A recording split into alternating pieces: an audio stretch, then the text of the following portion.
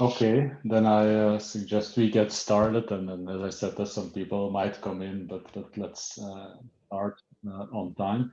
So we have 2 hours in total for the session. We have 4 speakers, so that makes it easy. We can allocate about half an hour to each of you. You can take your time to present, but it's obviously also nice to leave some time for questions and discussion. So if possible, to limit the presentation to about 20-25 minutes at most. So welcome in the session of renewables integration. I think we have an interesting set of papers, and then very pleased with the speakers that we have. And let me immediately start with the first one. That's Elliot Roseman. He's working at the US Energy Association, which is a non-profit organization that is working on, and then I got that from global energy development, and yeah, working also in partnership with the US government. And he will present work on electricity market emissions and network impact of significant increases in renewables and gas in Southeast Europe. So a study that they did specifically for that region. So with that, I'm very happy to give the floor to you, Elliot, please.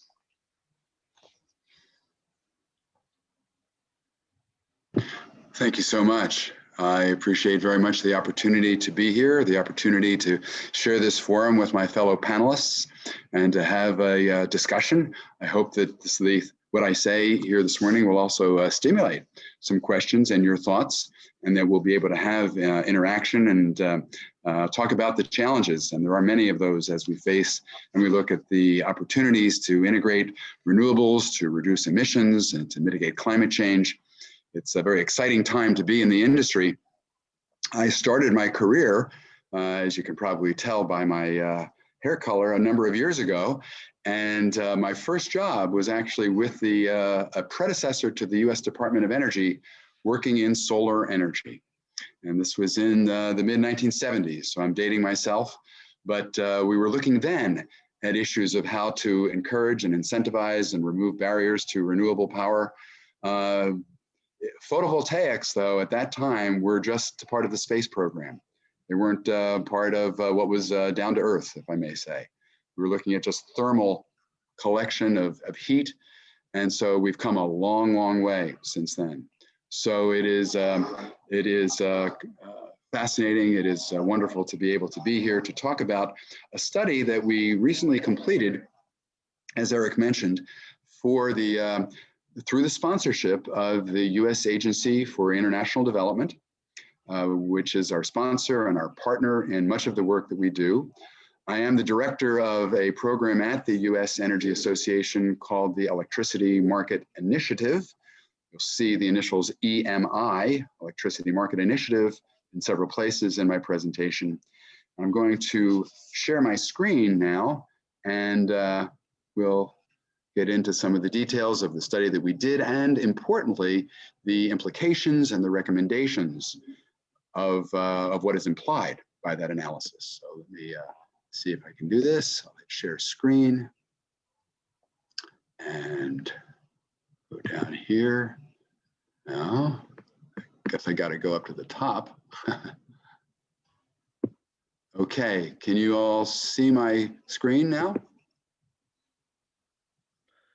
Maybe Erik, you could let me know. Not yet, actually. Not yet? Not yet. No. Not Interesting. Okay, let me come back here. Share. Maybe it helps if I hit the share button. Yes. Okay. Visible now? Yeah, perfect. Yes, so it's not in presenter mode, but it's visible. Great. I'm putting it in presenter mode. There we go. Perfect. Okay. Great. Okay.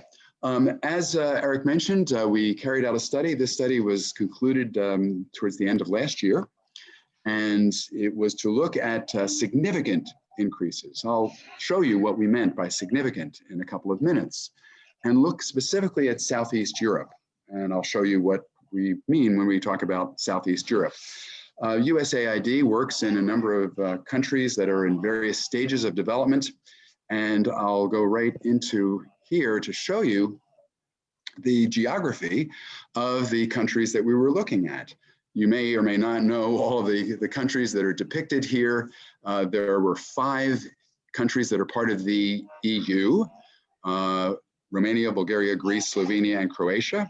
And then 6 countries that are not yet part of the EU, that are what we call the West Balkan 6.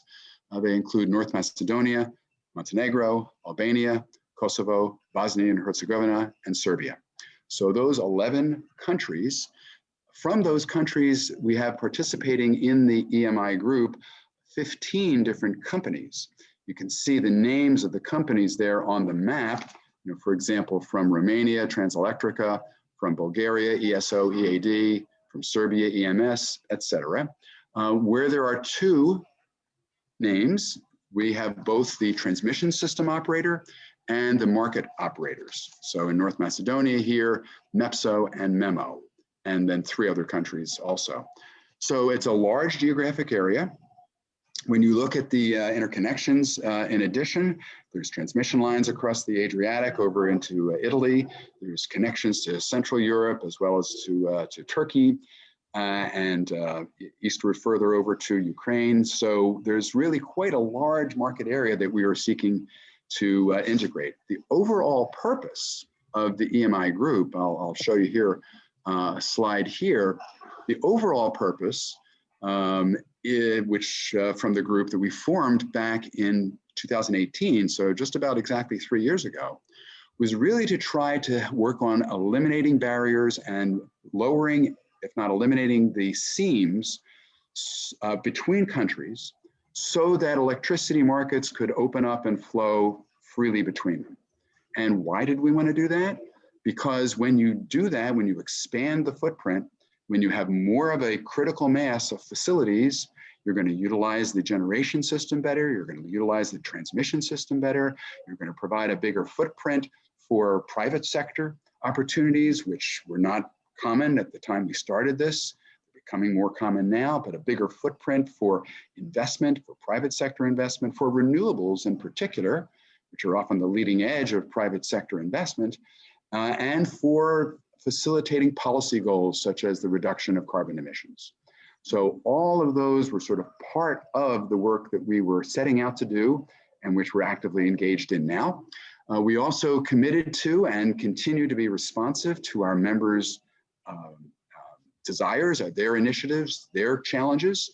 So the study I'm about to present the results of was in response to the transmission system operators saying, hey, we're concerned about renewable power and what impact, as it becomes much more present on our system, what impact it's going to have both on our markets and on our network. Could there be reliability and congestion issues that arise? What is going to be the impacts on flows within and between countries?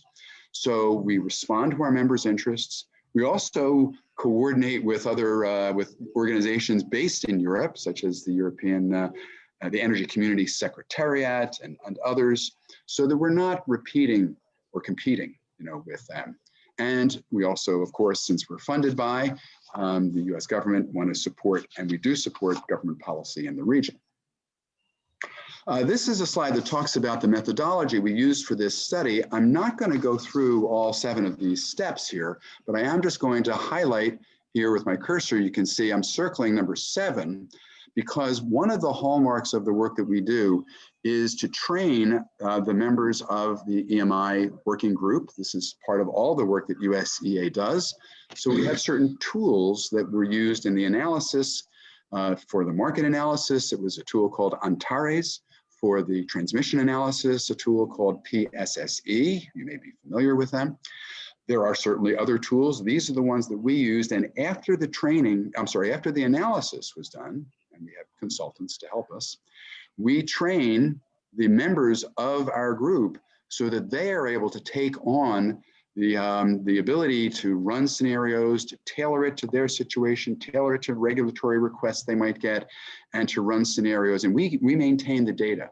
And the data is obviously an important part of running the models.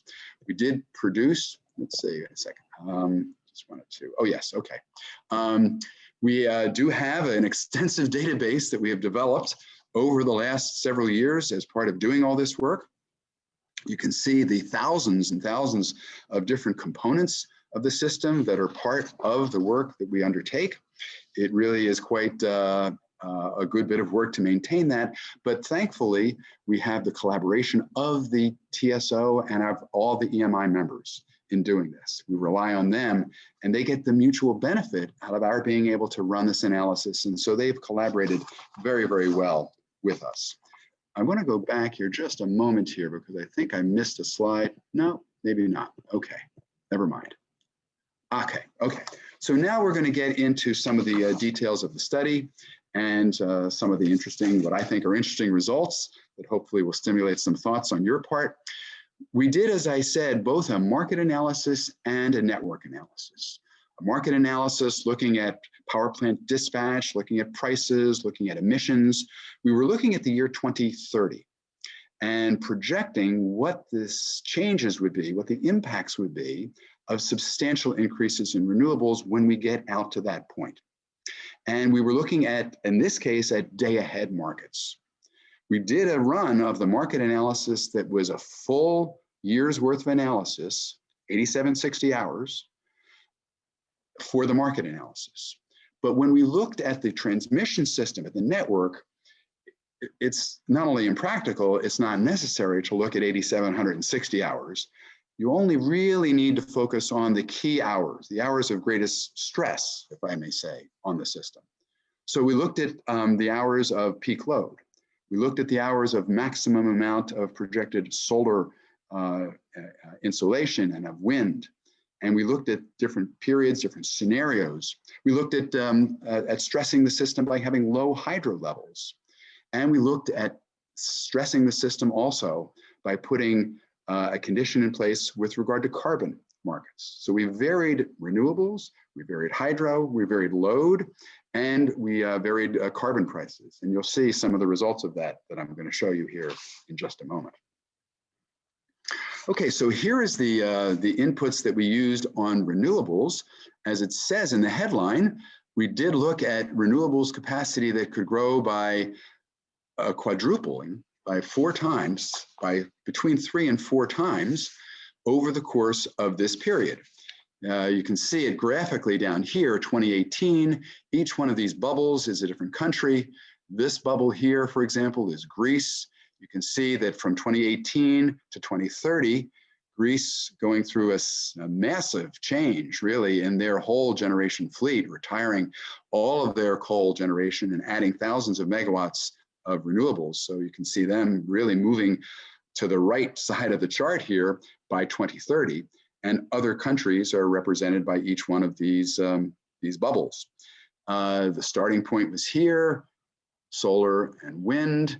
And then we had a reference case and a high case, a reference case and a high case for solar and for wind. If you add them up, as I say, you're getting to a tripling or quadrupling of renewables, depending on whether you're looking at our reference case or our high case. Now, I will say, if we were to redo this study today, we would have numbers that are higher, even higher than this level of renewables. Because just in the year plus since we kicked off this study, there have been significant changes that have taken place. Thousands, in some cases, of megawatts of proposed renewable projects in certain countries. Flooding, in some case, the ability to absorb, and really requiring countries to think about how to deal with the queue of renewables that they are being presented with. And also a significant change that we didn't think would take place so quickly is the European transmission system carbon prices. We looked in this study at 2 scenarios, I'll show you the results in a moment, that were at 27 euros a ton. That was our reference case, and a high case of 53. Well, for those of you who are familiar with the ETS markets, you'll know that we are in the 50s now. So the numbers that we were projecting and using and embedding in this study for 2030 have actually come to pass already. Whether they'll stay there or not, who knows, but the high level of ETS prices, of carbon prices, are putting pressure on a number of companies and a number of lignite generation in particular, even sooner than we projected here. Okay, so let's get into some of the findings. I'm going to present findings in a number of different categories, looking at the outlook for lignite that we found, the impact of renewables and gas and CO2 taxes on emissions, the balance and how flows changed as a result of significant increases in renewables, and a few other indicators that you see there: price impacts, gas, network resiliency, and importantly, the recommendations. So I'm going to just keep going here. Okay, so this slide is a little complicated, but let me just show you what the major conclusion from this is. This is showing the level of lignite generation, or the level of generation of all resources actually, that would occur as we looked at different scenarios. And what we found, as it says at the top, is that lignite thermal power plants are endangered, particularly by the high CO2 taxes, by the, in our case, 53 euros per ton that we looked at. You can see that from the slide when you go from these levels, the green bars here are coal and lignite generation. You can see that as you go from these two bars down to these two bars. And what is happening from here to here is that we're going, I know these letters are very small, but you're going from the reference CO2 price, ref CO2, to high CO2. So you're going from the reference 27 down up to 53 in our case, and you can see how much less lignite and coal generation resulted from that analysis, because the lignite and coal plants were too expensive, were kicked off the dispatch curve. Something else filled in for them and they were reduced. Interestingly, the renewables impact was not nearly as much. In this case, you can see under the reference CO2, it goes from the reference renewables, which was still a tripling. When you go to the high CO2, high renewables, excuse me, you get a modest decrease in the lignite generation, 5, 6, 8%, a modest decrease. Why was that? Well, one of the reasons for that is that renewables capacity factors are relatively low, 16, 18, 20, maybe 22%. So you don't get as much of a reduction as you would if you were reducing, if you had baseload generation. But secondly, also in this study, we did not take any lignite and coal generation plants off the network. We kept all the lignite plants in the system that the country officials and the ministry said we're going to stay in the system. We're going to change that in our next study, but we didn't retire any coal generation here. So you still have coal generation staying in the system, even if it was at 30, 40, or 50% capacity factors here. So you've got a couple of different moving parts. Also, I'll just quickly point out the hydrology impact. If you go from dry hydro, the dry H over here, to the average H over here, not that much of a reduction in CO2. You would expect with dry hydro, you'd have to ramp up other generation, and you would possibly have a little bit more, and you do have a bit more here in the dry hydro of lignite. But so this is one of the interesting findings. If we were to have increased, and we will in our future study, the study we're doing this year, a lot more renewables, I think we would get even more, we would certainly get a lot more impact. Okay, and this is essentially showing the same thing. This is in terms of tons of emissions. It's showing as you go from the reference CO2 price to the high CO2 price, you're dropping 20, 30, 35% out of the amount of emissions, of tons of carbon that are emitted. Not that much of a change, a little bit of a change, 6, 8, 10% when you go from the reference renewables to the high renewables. And the same pattern is repeated across these scenarios. So I won't take you through, but that's the main concept. This was an interesting result. What we found was that the flows of power changed substantially across the region as a result of these multiplicity of changes that I've described. The renewables changes, the hydro changes, the demand changes, and the CO2 price changes. And in particular, what we found was that some countries that formerly were large importers would become exporters. Some that were formerly large exporters would become importers. And this is graphically shown here. This large oval here is Greece, which has traditionally been a large importer of power because prices were higher in Greece. Power tended to flow into Greece from other countries to take advantage of those prices and to mitigate the higher prices in Greece. With the changes that I showed you a few minutes ago that are projected to take place in Greece, and as you go from the reference CO2 price to the high price, our model indicates that Greece is going to flip from being a large importer to being a significant exporter of electricity. And the opposite occurs with countries that have a lot of lignite generation remaining in their mix. So you look over here at Bosnia-Herzegovina and here at Serbia. And you can see they're going from being currently large exporters and particularly under the high CO2 prices becoming large importers. Same pattern over here. Other countries had different patterns, but those three were kind of the most significant that I wanted to point out as a result of our study. Another impact was on prices. As you might expect, the largest impact on prices comes from the CO2 taxes. Again, here you can see the high CO2 price scenarios. They are about, as it says, 18 euros or 25, 26% higher than under these scenarios where we had the lower CO2 price. Renewables do have an impact. Renewables have an impact on the wholesale prices because they are being brought into the system at essentially zero incremental cost, zero marginal cost. And they are displacing generation that has a marginal cost. Whether it's coal, whether it's gas, whether it's nuclear or hydro, there is some marginal cost. So the renewables at the wholesale level do reduce wholesale prices. They're not free. They have an impact on retail prices. That's a different story. But they showed in our study that with the injection of renewables, that wholesale prices would come down about 4% on the average. And it's pretty much this consistent across all the scenarios. Here is one of the other results that we looked at. We did not put a lot of gas. We injected a little over another gigawatt of gas into the region in different locations. And it has a modest impact, very modest, I should say, almost negligible in some cases, on the amount of renewables, on the amount of fossil generation. In some cases, new gas is just kicking old gas, off the system.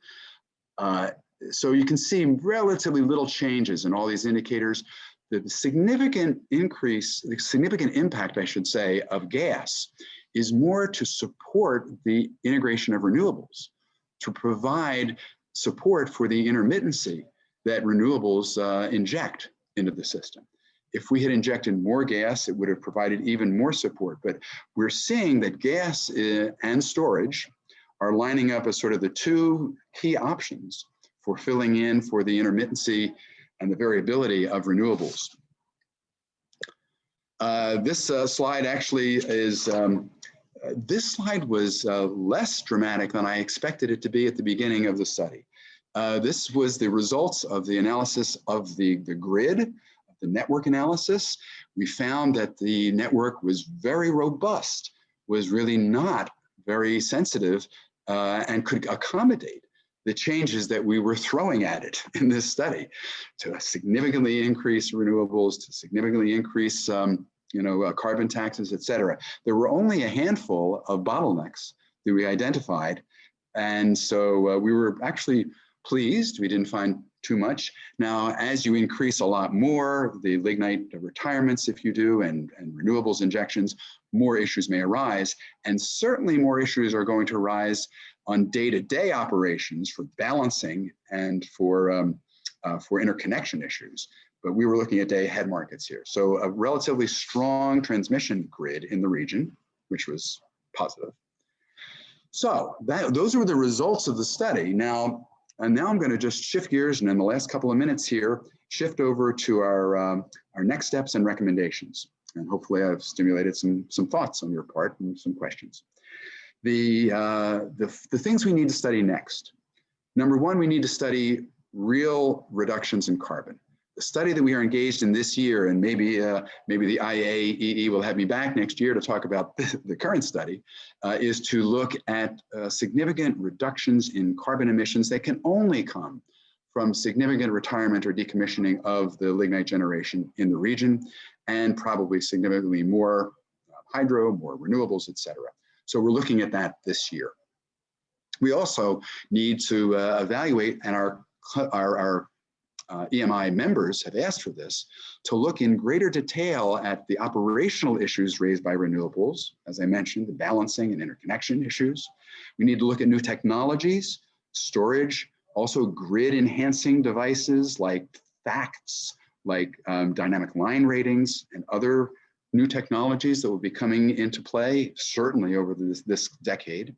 Need to look increasingly, and I just had a meeting on this morning, at demand side resources, at prosumers, at electric vehicles, at distributed generation, at demand response, because the dividing line between transmission and distribution is blurring. And so the renewables injected at the distribution level increasingly are going to be affecting the grid as a whole. So our members have said they want us to look at that. Okay, so here are 6 incentives. I'm being mindful of the time here and trying to move quickly. Here are 6 different recommendations, I should say, that emerged from our study. And I'll take them one at a time. Number one, and these are recommendations for the whole spectrum of stakeholders, for the transmission system operators, for the national regulatory authorities, for policymakers in the ministries. We think that it has broad applicability. The first one was to prioritize expanding cross-border trade and coupling. There's a lot more coupling that is underway. As I said at the beginning, if you can increase the cross-border trade, lower those barriers, lower those seams, you're going to get a bigger footprint, more efficiencies, more critical mass, and better outcomes for customers. Secondly, assure you make enough investment in the grid with tariffs and codes and regional planning. Up till now, you've had largely planning by the individual companies, the transmission companies whose names I showed you earlier, but not really coordinated planning. I'll just give you one quick example. In Croatia, in the southern part of Croatia, on the Adriatic coast, they are going to experience tremendous increases in renewables. Well, a lot of those increases in renewables will also be affecting the transmission grid and system in neighboring Bosnia and Herzegovina. And so it makes a lot of sense to have coordinated regional planning. Third, make sure you're providing not only the proper incentives for interconnection and for handling the large queue, but also think about whether you have common policies. If you have very different policies between countries for renewables integration, for example, we've seen that developers will shop around. They'll try to find the best places to interconnect. If you don't have common policies, you will tend to not optimize the level of renewables investment that you get within and between countries. So you want to try to coordinate those regional, those incentives and those integration policies for renewables. Last 3 recommendations. Number 1, do consider gas along with other technologies to support that transition to a clean energy future. Our members are being asked increasingly to monitor and be responsible for resource adequacy, making sure the lights stay on.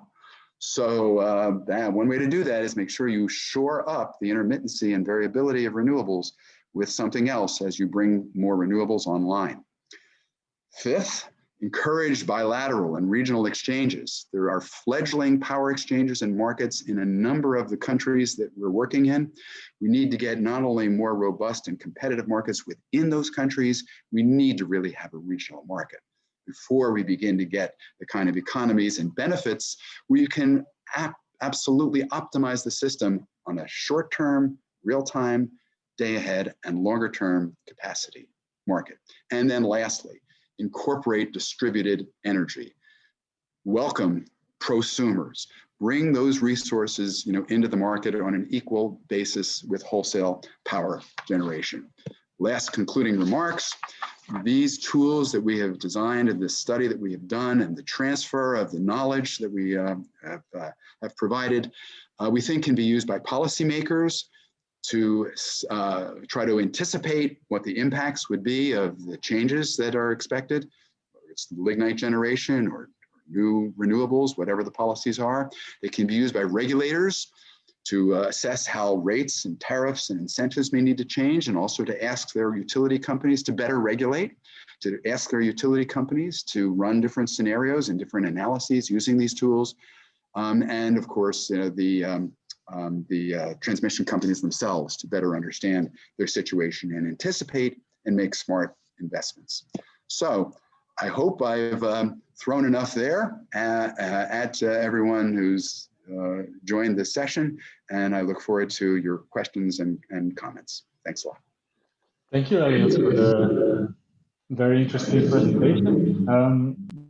Yeah, we are somewhat hitting the time limit, but nevertheless, I would like to give the audience the floor for a few questions. So let me see if someone has a question. Otherwise, I'd be eager to raise a few, but let me first give the chance to the audience. And I am happy to respond to questions after this session, of course, as well.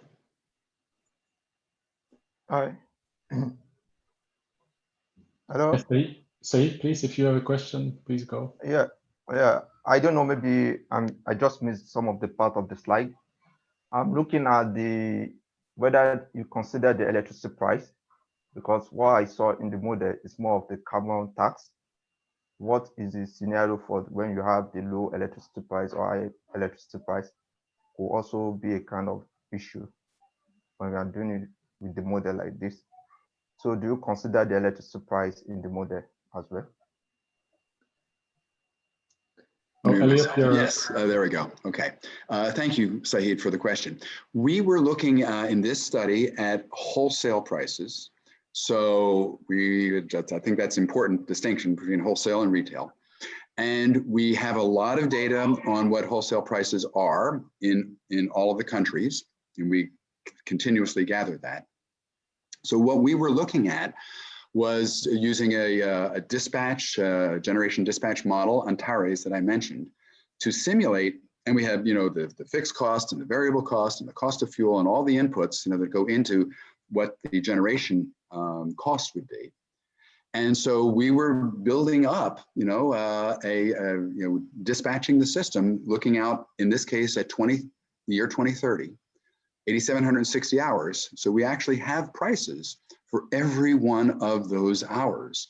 And the prices that I showed in my presentation were just an aggregation. I wasn't going to show you 8,760 hours, just an aggregation, an average of the prices under different scenarios. But every country had different prices. Some countries' prices, interestingly, went up a little bit when you added renewables and changed the scenarios, because they were cheaper countries that were going to begin exporting elsewhere.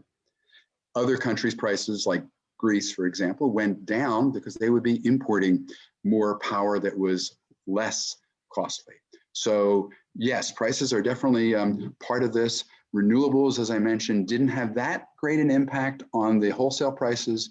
The carbon prices had a significant impact. I hope I answered your question. Thank you. Maybe just a quick follow-up on that. Did you try to assess the competitiveness of the renewables that you kind of imposed in the system based on the wholesale prices that you got out of that? Erik, we really did not do that. We injected the amount of renewables into the system that our TSO members said was in their reference plan, and then we increased it by 25% or more. We didn't actually, and I would like to have done this, it's a very good point, to have looked at the competitiveness within the renewables. I think that's going to be definitely an important part of the next phase, because with the queue of renewables and the offers that these countries are receiving, they're going to need a way to sort out who gets the right to interconnect and to play, and whether it's through, as they move from feed-in tariffs to premiums to a competitive situation. But we did not look at that in this study. Pablo, I see you are raising manually your hand. Well, thanks a lot for the last question, and then. Yeah, sorry. It will be very fast. Well, thanks a lot for the presentation. I enjoyed very much. I just had a quick comment regarding the relatively small reduction in wholesale prices as a result of the integration of renewables, of the feeding of renewables. I was wondering why is this? Because you know, for other studies we have seen this merit order effect of, you know, I think it's in your study something like 4%, right? Correct. But I think that in other studies is a bit. How do you explain that? Maybe is that there is not so much penetration of renewables. What is? I mean, I was just wondering what's. Sure, it's a great question, Pablo. Thank you. I surmise that the modest impact that you've pointed out that came to prices from renewables integration was for several reasons. Number one, the increase in renewables, though we thought it was a lot, and it was a lot for these countries to think about at that time and for the TSOs to think about, it's not that large when you look at what's being now projected and anticipated. So we were looking at increases from maybe 4 or 5% up to 15 or 20% of renewables. So you still have a lot of other things on the system. I suspect, in fact, I'm confident that if we were looking at going, say, from 20% to 50% or 60%, we would have seen significantly a greater impact on prices from renewables injection. Also, we, as I mentioned, did not retire any coal generation as part of this. We simply reduced its contribution. If we had actually taken coal out of the system, I think we would have had other, because it was coal out more because it was expensive due to the carbon taxes, we would have seen more hydro when available, more nuclear when available, certainly more gas coming into the system, and I think we would have had a larger impact from that as well. So it was in part due to the parameters of the study, and if I may say, models are limiting. They are not perfect representations, but I think that if we had changed those conditions, I think we would have seen changes in prices more along the lines of the other studies you referred to. Thank you. Okay, thank you. So in the interest of time, I'll cut off the discussion here. Thank you for the questions. Thank you again, Elliot, for the presentation and addressing the questions. I would say if you have burning questions, you can direct them via email to Elliot. You still see the email address on the last slide. Please or do. You could also use the chat, and then you could also pass on questions via that channel. One last thing, if I might just mention real quick, Erik, is that the entire study is available at the USEA website. So if you really want to dive into what we did, you can read several hundred pages worth of the study there. Okay, that's good to know. So thank you. Okay, and let me then move on to our next speaker, and he already kind of briefly introduced himself, but let me say a few words. So the next speaker is Pablo Del Rio. He's a senior scientist at the Institute of Public Goods and Policies, which is one of the institutes of the Spanish National Research Council, and he will present today on the design of renewable electricity auctions.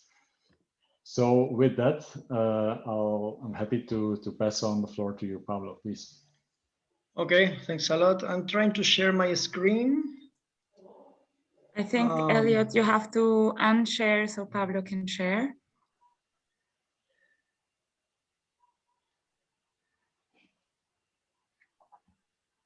I'm trying to do that here. Let me see.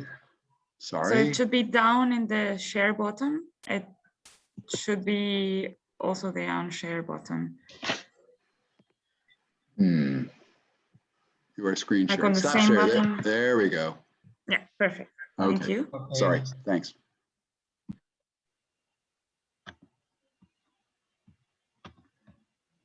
Well, okay, can you see my screen now?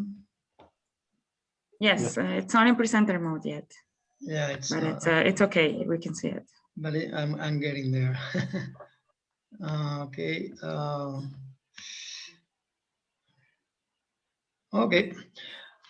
It should be ready, right? Okay, great. Well, thanks a lot. Thanks a lot also for the introduction, and it's great to join this distinguished group of people, of researchers also with dealing with this topic. Okay, well, I have written this paper together with colleagues in Barcelona, University of Barcelona, University of Lleida, Basically, the aim of this paper is to identify whether there's a trade-off between direct costs and indirect costs of renewable energy generation. Direct costs refer to investment and operation and maintenance costs as traditionally measured with the LCOE. Indirect costs are grid costs, that is grid congestion and grid connection costs. So we try to identify the extent of the trade-off when taking decisions on location of renewable energy plants in Spain. And we also try to derive some policy implications for the design of renewable electricity auctions, which is, as you know, it's a main thing, both in Europe and a main policy, or the main policy for encouraging renewables, both in Europe and, of course, in Spain as well. Well, this is briefly, this is the index of my presentation. I will go very fast on this, some of these topics. Okay. Well, a little bit of a background on the paper. We are all aware that auctions have become the main instrument of to support renewable electricity around the world. I think that as of 2019, if I remember well, 106 countries had adopted auctions compared to only 6 countries in 2005. Obviously, one of the criteria to assess the success of support schemes in general and auctions in particular is the minimization of generation costs. And this should refer to the minimization of system generation costs, where system generation costs are made up of direct generation costs, the CAPEX, the OPEX. In geographical terms, the direct costs are minimized when renewable electricity projects are built and generate electricity in the most optimal locations in terms of renewable resources. And indirect cost is, as I just mentioned before, the one we are considering, the grid costs, and we are considering grid connection and grid congestion costs. Basically, this costs occur because renewable generation is often scattered across the territory and is not close to consumption centers. So we need grid upgrades, or we need grid reinforcements, and so on and so forth. Okay, well, many renewable electricity auctions are still geographically neutral, and therefore they minimize the direct cost, but not necessarily the total system cost. However, there might be a trade-off between the direct and indirect cost when some renewable electricity locations result in grid costs.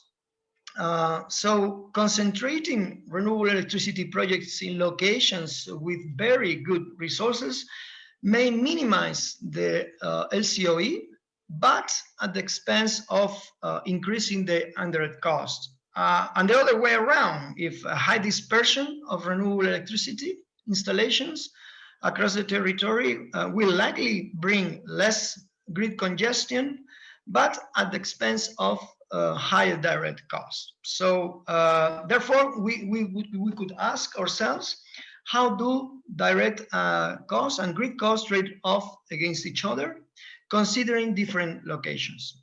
And therefore, as a corollary of this, how should we take this into account in order to design renewable electricity auctions in the present and the future? So the policy relevance is very clear. This paper allows us to assess the best options from a system cost perspective and the cost implications of not following this least cost approach. And it also suggests how to design renewable electricity auctions in order to encourage the location of new renewable installations to minimize the total system cost. Up to our knowledge, I have to say that there has not been much academic research on the topic. We find anecdotal or case study evidence on trade-offs of direct costs and indirect costs, in particular settings in countries where we have carried out renewable electricity auctions. I think that the paper by Costa Campi et al. Energy Policy is probably an exception. In this paper, the authors evaluate the locational impacts, the network investments, and the electricity losses associated with the introduction of new renewable capacity in a real electricity system, that is the system of Spain, and they perform simulations of geographical scenarios following the Spanish National Energy and Climate Plan, and they explore also to which extent locations of new generation plants might result in congestion. So that congestions that of course require grid reinforcements and lead to extra electricity losses. These authors use data and simulations based on a power system at national level, and our simulations are based on the spatial electricity flows of Costa Campi et al. They are based on the spatial electricity flows over the period 2015-2017, taking into account the actual network topology, the locations of the Spanish generation plants, and the main consumption areas. So, as a result of this literature review or thoughts, of course, a theory, well, we end up with two hypotheses. The first one is that there is a trade-off between the direct and indirect costs. So the higher the concentration level, the lower the direct cost, and the higher the indirect cost. Well, this hypothesis might seem relatively obvious. The second hypothesis may not. So our second hypothesis is that the higher the concentration level, the higher the system cost. This means that the higher the concentration level, the indirect cost would offset the higher the indirect cost would offset the lower direct cost.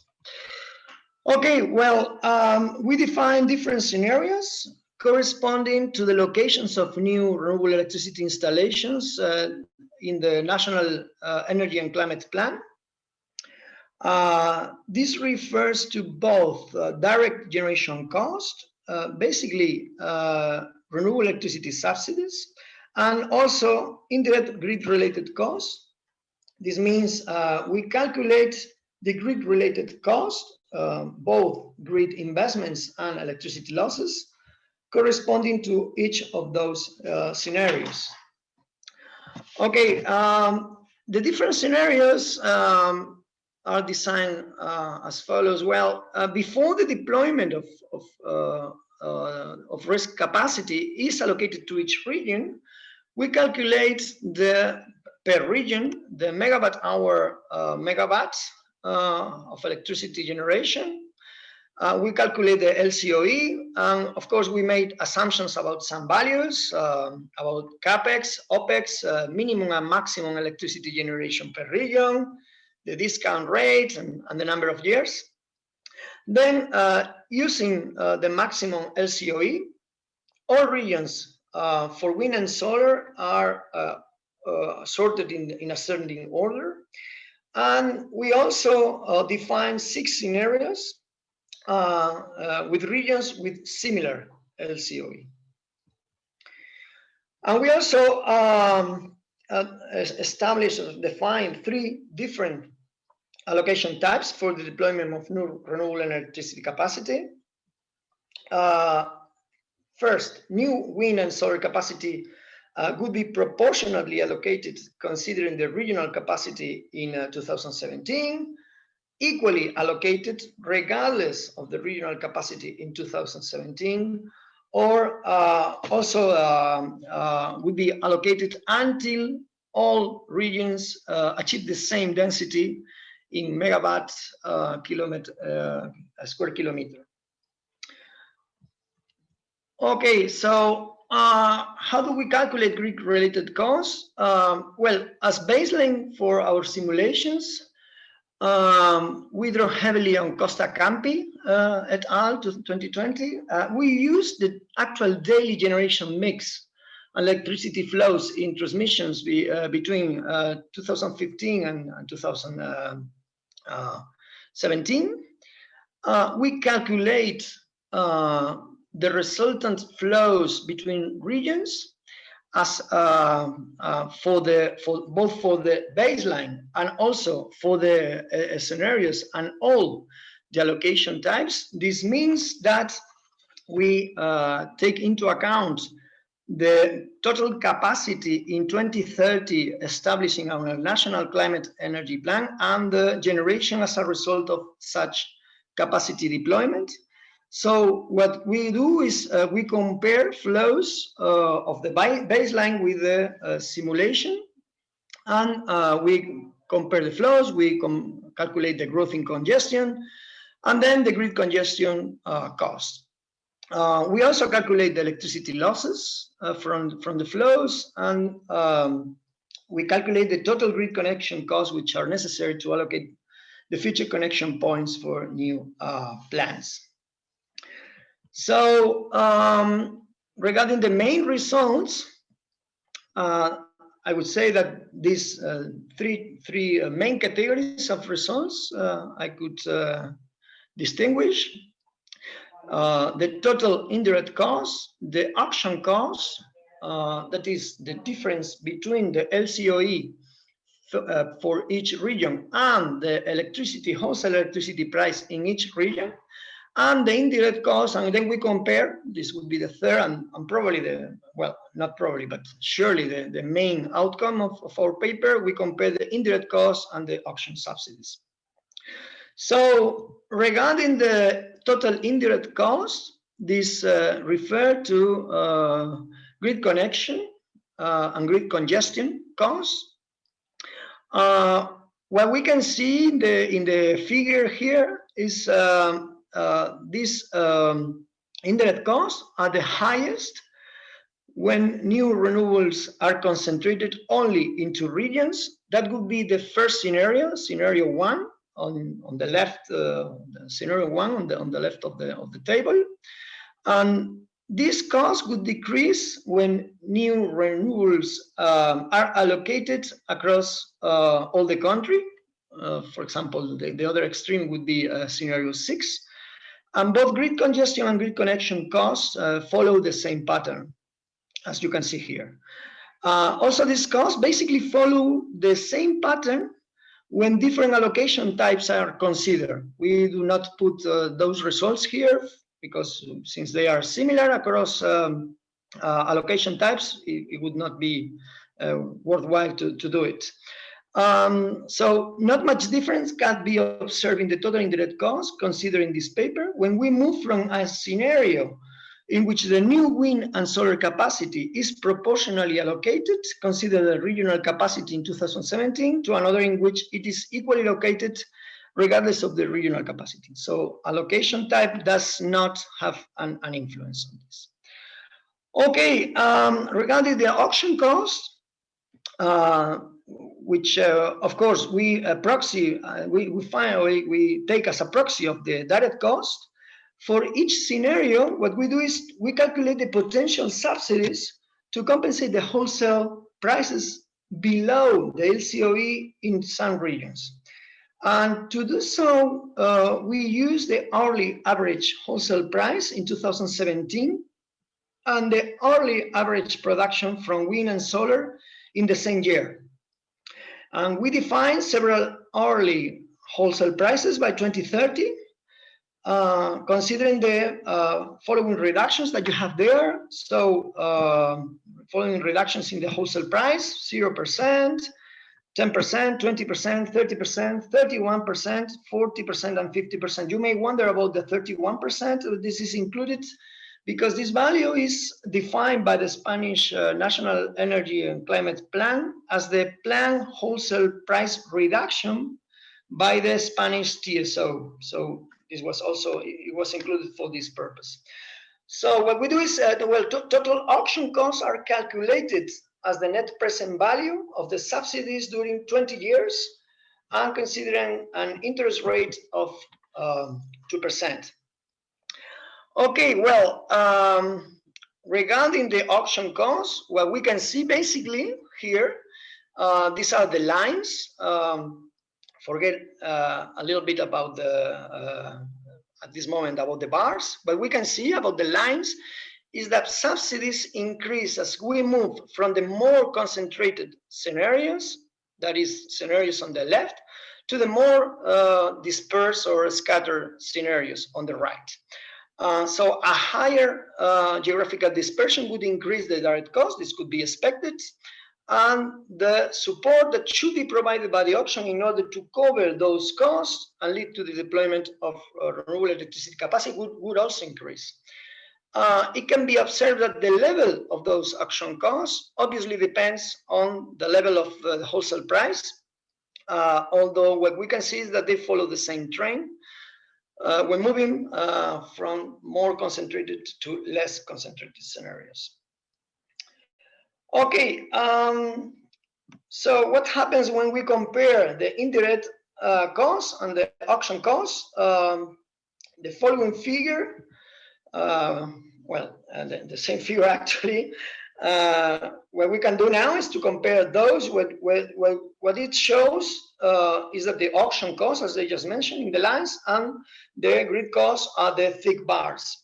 Well, we can see that there is a clear trade-off, and that the lower indirect costs of scenarios in which the renewable electricity plants are more scattered around the territory seem to offset the higher direct costs of more dispersed plants.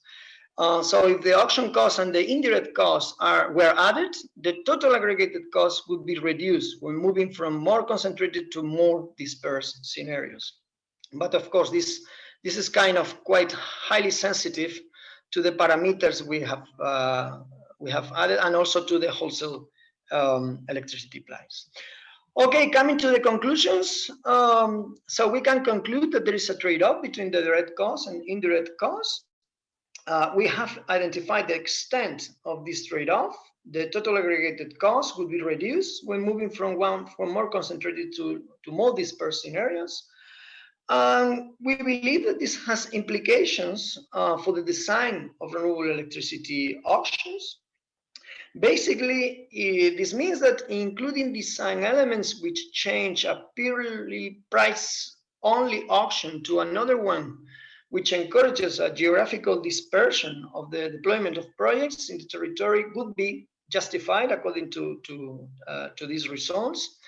The issue is not if we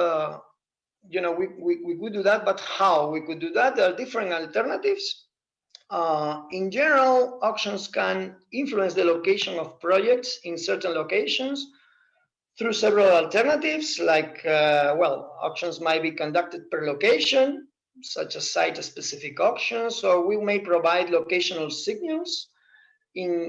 This can be provided either in the merit order, or we can also be part of the remuneration being granted. So different alternatives exist. We can also, as done, for example, in Portugal, carry out auctions with site-specific volumes. And well, there are other indirect ways to do it in the pre-qualifications, or even conducting technology-specific auctions. Of course, these alternatives obviously have their pros and their cons. Unfortunately, we do not have much time to discuss them, but maybe we can elaborate a little bit more on the discussion. But I think I would like to highlight that our results suggest that in case locational signals are to be adopted, those with the lowest impact on the direct generation cost, that is, those which minimize the extent of the trade-off, should be implemented first. This would be like kind of no-regret measures. This would include soft locational signals, in my view, also locational or location-specific options in large territories. Well, this is it. Thanks a lot for your attention, and open to comments and questions. Okay, thank you a lot, Pablo. Again, very interesting presentation. Yeah, again, we're close to 6, but let's still open the floor for some questions. I'll first look at the audience. I would say if you have a question, maybe just unmute yourself and you can take the floor.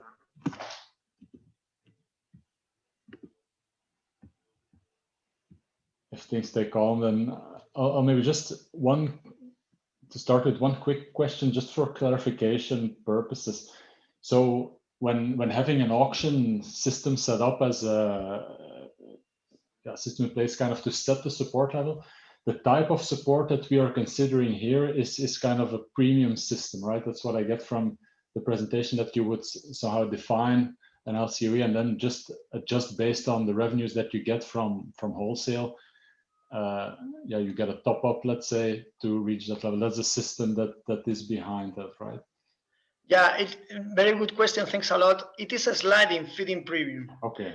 It is a two-sided, actually, a sliding feed-in premium. That means a contract for differences, because I have not shown it, but when the LCOE, I mean the wholesale price is above the LCOE, then this would mean that of course it would be like a profit for the without the need for the for support at all. So this would be reduced for on the remuneration of the generator. Yeah, it is a contract for differences. We still have to work on this last part of the auction design, because I mean the motivation for that is exactly that. Is we are doing this all over Europe.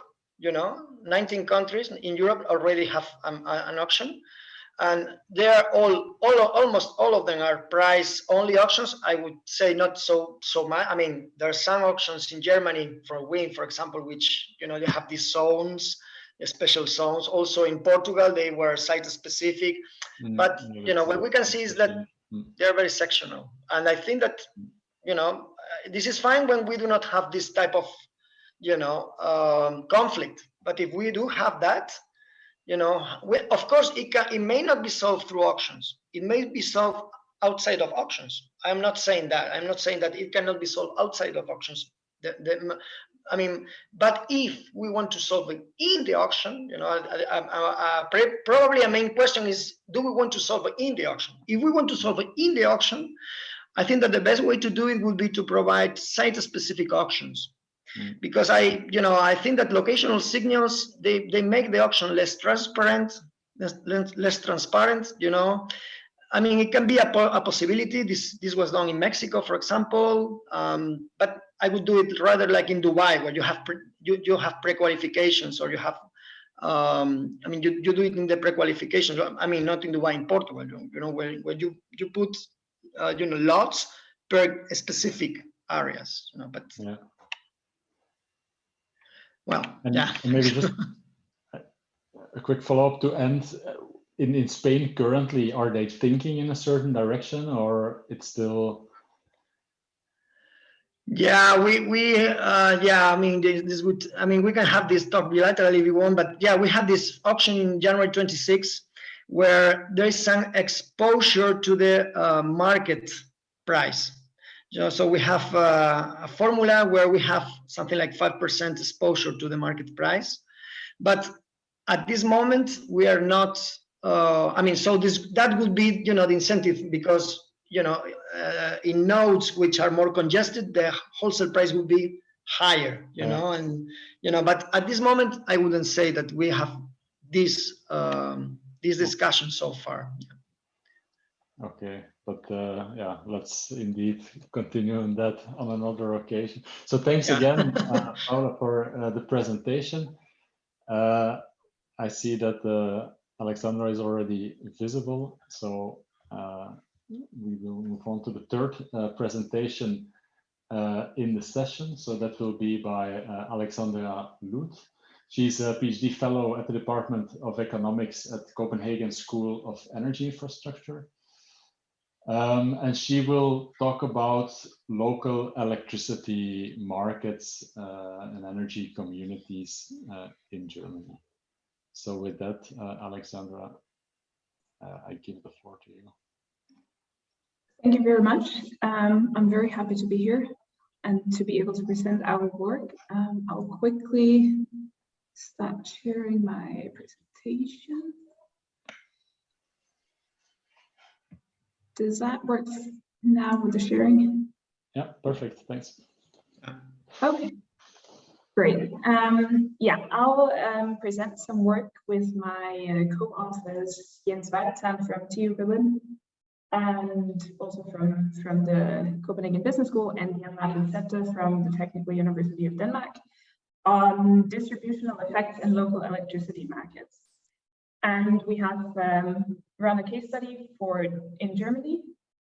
And this is basically finished work from last year, but we are continuing working on the same issue and the same topic with a little bit of a different focus. So following up on this study, so I'm happy to, receive some comments and some thoughts on what we have done so far. So today's presentation will be along the following structure. As usual, I'll explain some concept behind the study that we have done. Then I'll describe the path of analysis. I'll present some results, draw some conclusions, and then I'll end with a collection of further research options. We will also, with a little bit of an outlook on what we are doing right now, and already outline what we follow up on based on what we have seen in our study. So I'm definitely looking forward to some comments, especially about the last part of the presentation. So for the concept parts, we have basically wrapped this around the concept of the prosumer. I guess this is a familiar concept to most of you. The prosumer in the energy system is typically someone that on the one hand consumes energy in a household, for example, but also in a firm or in a small business or a large business. But then on the other hand also produces energy via a rooftop PV panel, a wind turbine, or so. In addition, those prosumers can also own storage at their houses, for example, batteries. And then in some streams of the literature, this is referred to as a prosumature. Generally, and this is what we have used as the definition, prosumers self-consume their generated electricity. They are able to feed their excess production into the public grid. They receive some sort of feed-in tariffs or some remuneration from this fed-in electricity, and they sometimes also have some storage option with battery storage, which they can use to store the energy before they actually sell it, or in this context. So what is this prosumer? Where did we put this prosumer into? So for the study, we worked with Germany, and the starting point was that people, or the number of PV panels on houses has increased over the last years, and so had the installation of batteries in houses or in own property. Those households received remuneration through some mechanism that was basically, so they were this was a subsidy, and we thought that there was a need to actually implement maybe some different mechanism in the future to activate prosumer communities.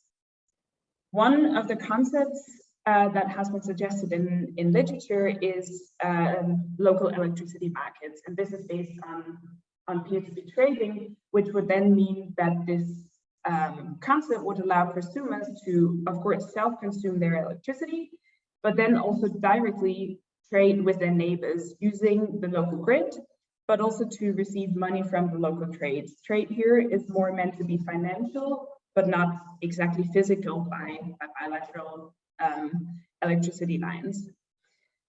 This concept has been developed and discussed quite a lot in research, and studies find it highly attractive and very competitive.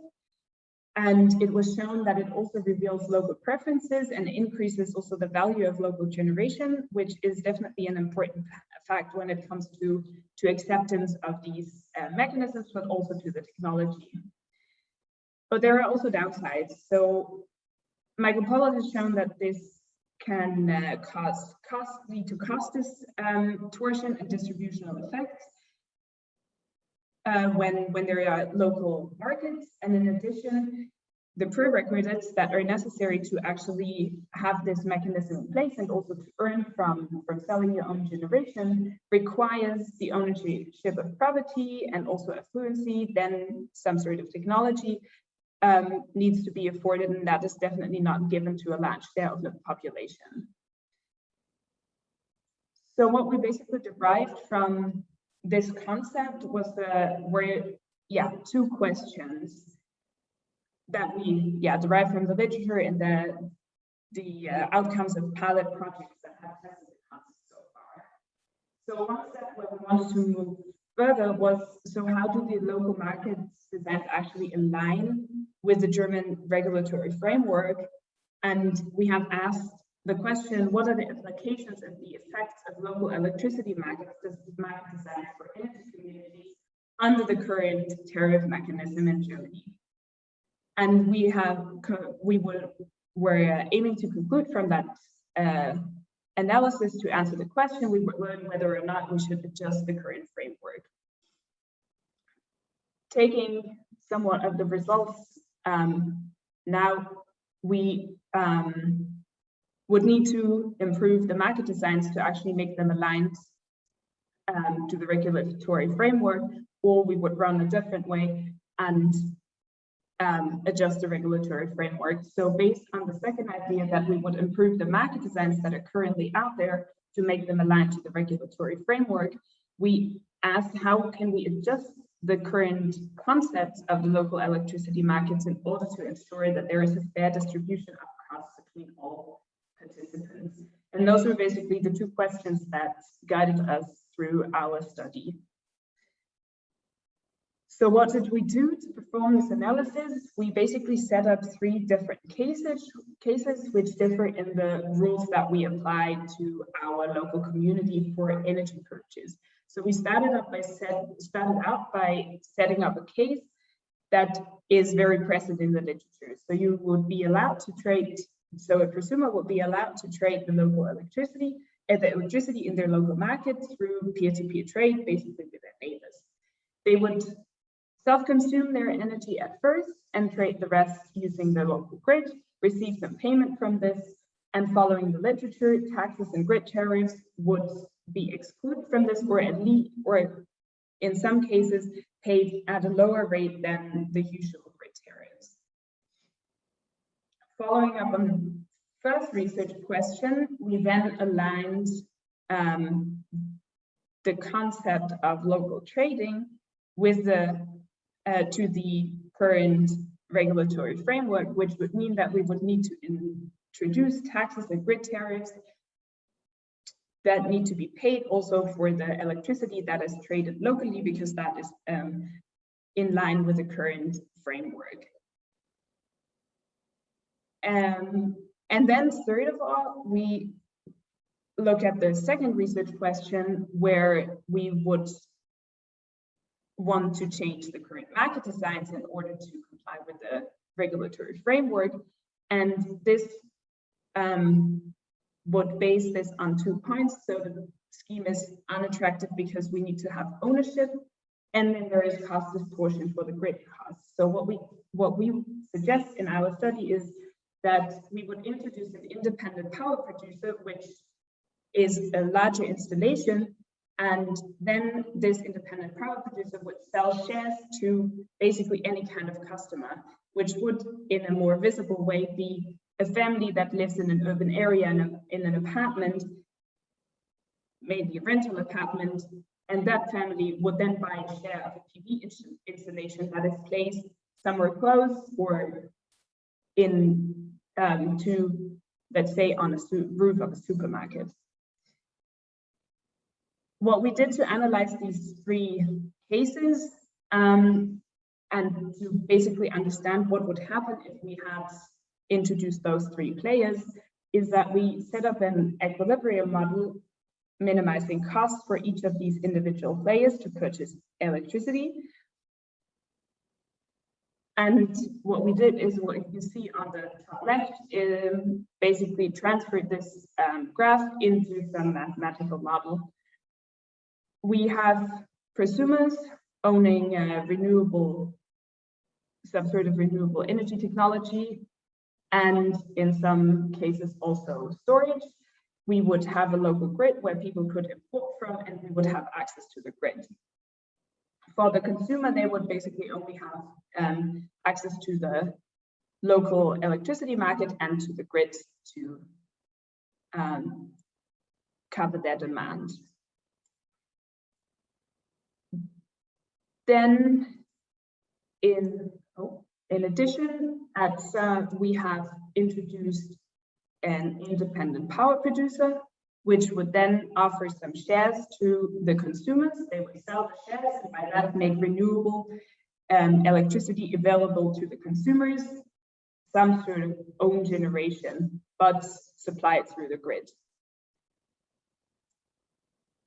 So we have minimized the cost for electricity production. This is the equation on the bottom left, based on the graph on the top.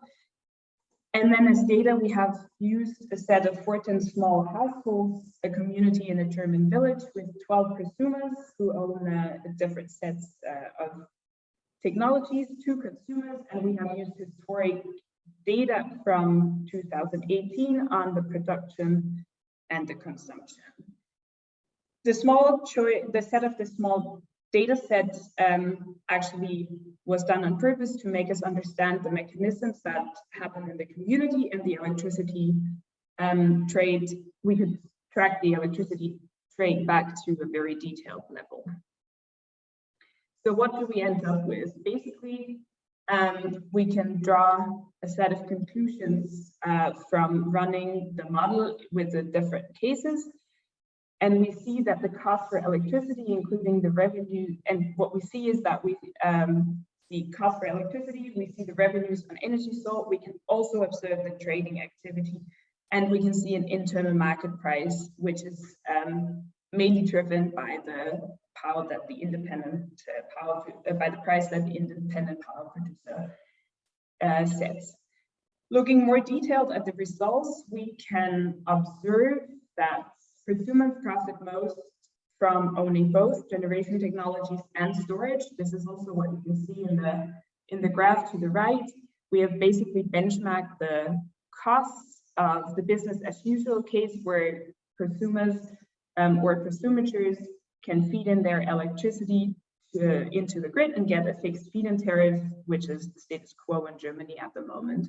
And then we have compared this with a case where we have storage and local sharing, where we introduce, which is the local markets without paying any grid tariffs. And then in the graph, we see for each of those cases, the change in relation to the business, to the case that is suggested in the literature. So to the home storage and the local sharing. And looking at this, the prosumers would actually profit most from owning both generation technologies and storage. The current regulation, which is the third column, would make it unattractive for prosumers to trade locally when their costs are higher than the electricity spot prices. As we can also see from the graph, most participants can lower their costs compared to today's framework, except for the prosumer who gets a very large, very high remuneration from the fixed feed-in tariffs. And we can also draw a conclusion which is not related to this graph, but we see that the local market can only be reached, the local market is only attractive if we avoid the grid fees or any kind of levies that we put on the tariff. And then because the fixed costs for the grid need to be split among fewer kilowatt hours that are procured or run through the grid, this will, if we take out those costs from the local markets.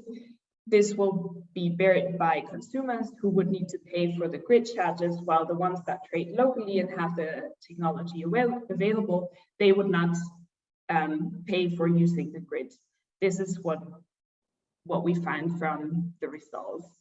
What we basically conclude from this is that there are two ways forward, recalling our question from the very beginning. Adjusting the regulatory framework, we actually risk distributional effects, and a high number of changes in the legal framework would be required in order to make this happen. And then on the other hand, improvements to the market design that we see in literature, we actually see a chance to lower the risk of distributional effects by allowing more end users to produce in the case of an IPP, an independent power producer. And this would also be easier in terms of adjusting the regulatory framework. We then also derive a few policy implications from this. So for the pathway of an adjustment of the framework, there is a need to align incentives for the market participants, but this is then specifically the case if decentralized energy transformation is desired. For the market designs, there is definitely room for adjustment and improvements in many directions. For our suggested model, the goal would be to form one standardized solution that actually supports the creation of business models for energy communities. And for an independent power producer, for the case of Germany, this would imply that we would need to redefine self-consumption, and by that extend the spatial context. It would imply that we need to change the rules for purchases of shares of installations that are not exactly on your own roof. And it would need to define ownership rights and then review the taxes and duties that have to be paid when you actually introduce an independent power producer to avoid distributional effects and still ensure that the costs for the grid are paid.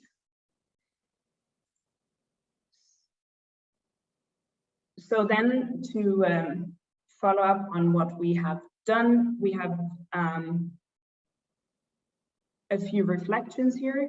We see quite some options to actually extend this research. First, the analysis can be from a model perspective, be conducted with a larger data set to actually verify the results that we have gotten. We have also assumed in the model that we could tail excess production, and that will in a further step need to be reassessed, as this electricity can actually benefit the system and also be more profitable for the prosumers. And then there is of course always uncertainty in production, which will lead to uncertainty in market prices, and there are uncertainties in market prices which can also have a quite significant influence here. We also see some opportunities to extend this from a policy perspective. So we see that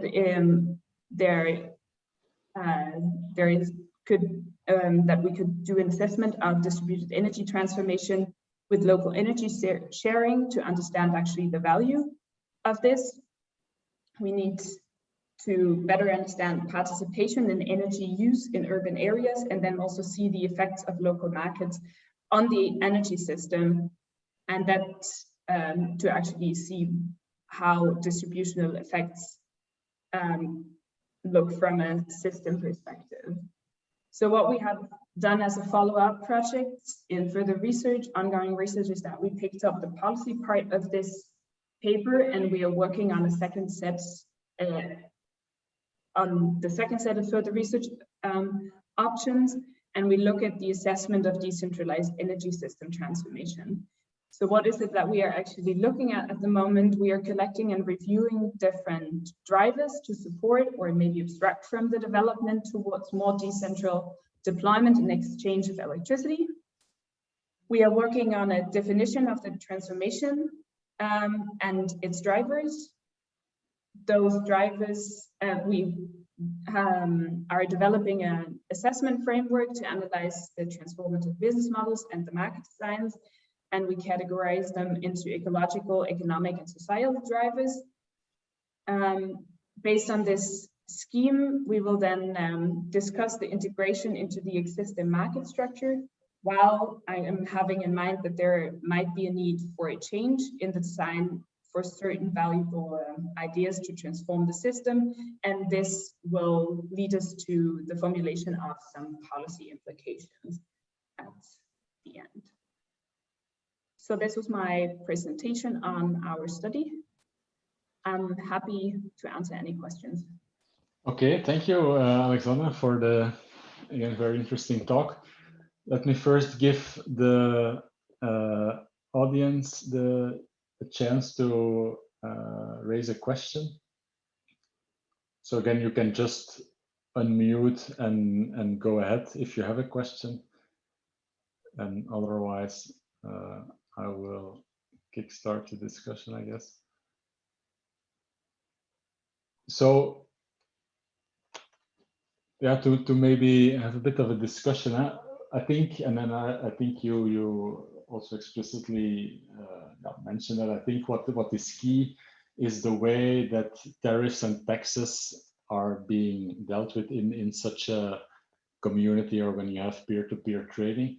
But then I wondered, in the analysis, or maybe in future work, would you also think of looking at, from a DSO perspective, looking at, what all of this would imply if you would impose, like, okay, if you are exempt from certain distribution tariffs, if you trade within the community, what that implies for the DSO in terms of cost recovery, and in terms of, maybe having to adjust tariffs, and or if there are other things in the final price, the retail price that you pay, like for public service obligations or other things that are in there, what the implication would be.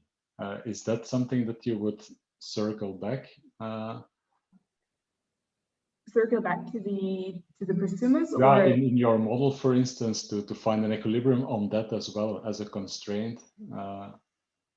Well, what we have tried is to basically show that those tariffs are currently set to recover the cost for the distribution network, and if we assume that we can take out those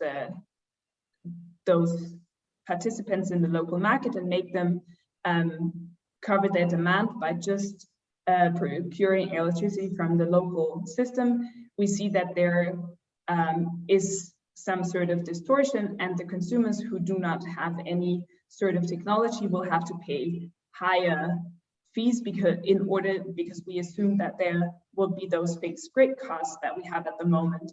What we haven't done is that we have not integrated this into the general transmission system and so on, to see what effects this would have, for example, on investments and further grid enforcement, in order to see if this affects somehow the cost that the distribution system operator at the moment has, and if it would lower the costs for the network. And that in turn then, of course, could come back and actually not be such a large problem for the grid costs, but we have not looked into an equilibrium for the cost recovery here. And in terms of the result, and obviously in this talk, time is limited, so you could not go all the way in that, but could you say a few words on the prices that you would, so when there is trading in a community, how do the prices look like? And then also compared to, if you connect that to wholesale system level, what would you observe there? So what we have observed in our model now is basically that each of those households had or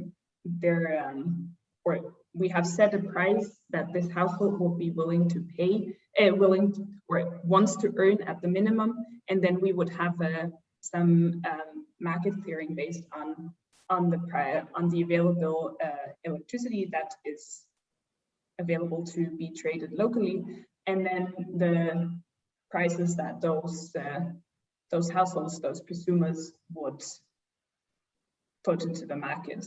And it really much depends on because if it's only one small community which is all in the same place, it very much depends on the available battery capacity as well as the production that is available and the demand, how the market price develops. But it's basically just a market situation where everyone bids into the market and then a price is set. But you actively, let's say, implement that, okay, a certain household has a certain kind of preference, okay, this is what we want to...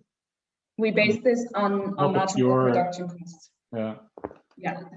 But there's of course room for speculating or setting a different price band and so on. This is not what we experimented with. We basically looked at the grid tariffs, and our objective was to show that there is some cost distortion if we just take out the grid tariffs, as it is done in the literature quite often, and then this distorts the cost, and then we have the same amount of costs only for the consumers who do not own any property or any technology that they can then get their own electricity from. And if you, so yeah, you had the three cases that you had at one of the slides. Like if you have, for instance, a 20 cent per kilowatt hour, okay, that in the middle one, yeah, who is paying? That is the one that buys, I guess. But you could, yeah, you could debate that, right? Or how? Yeah, you could switch the tariff design around. It was basically just a follow up on earlier studies to react to that development and show that that the tariffication that they assumed in those models would probably, at least on the local level, if we assume that the grid costs stay constant for this, would kind of distribute the cost differently. Okay, thank you. Yeah, well, maybe been hijacking the discussion a bit. Apologies to the audience.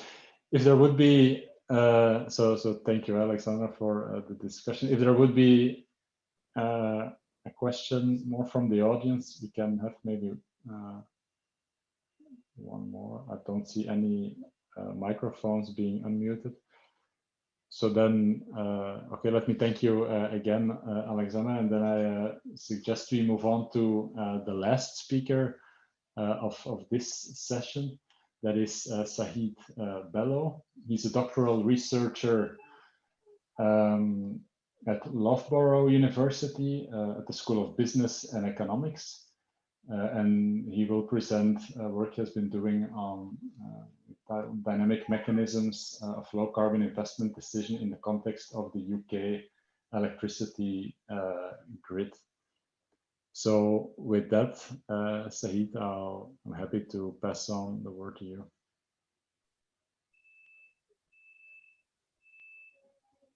Okay, thank you. Let me share.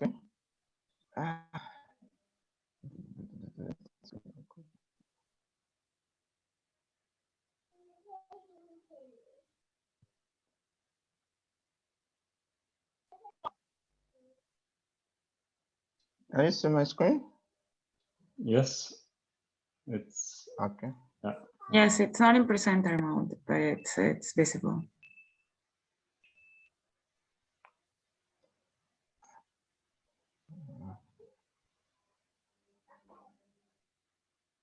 Okay.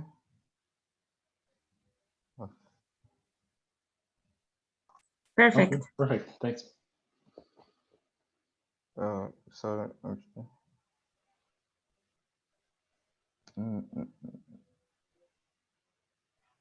oh, let me use this one. So let me just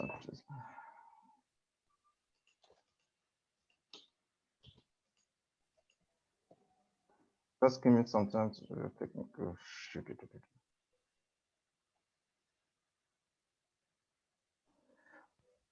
No, I need to wait for the proof. Okay. So while waiting for the,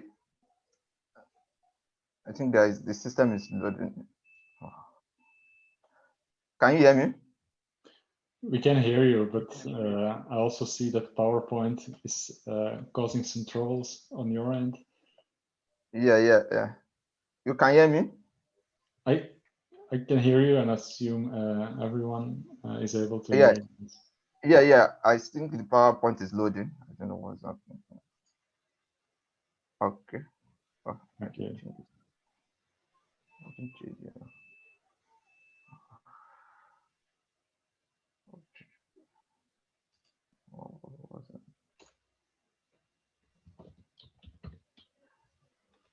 Okay. Thank you for giving me a great opportunity to be the part of the presenter in this conference. I equally thank the previous speakers for their interesting presentations, as well as the chair of the presentation. So as I just said, I'm still waiting for the load. So I'm presenting on the dynamics of the low carbon investment decision in the context of the UK electricity grid network. So this is part of my ongoing doctoral research with my supervisor, that is Dr. Robertson, School of Business and Economics, Leuven University. So the idea here is that I don't oversee.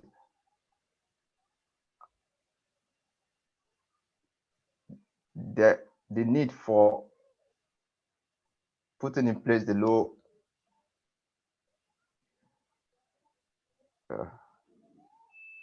okay. Right. Okay.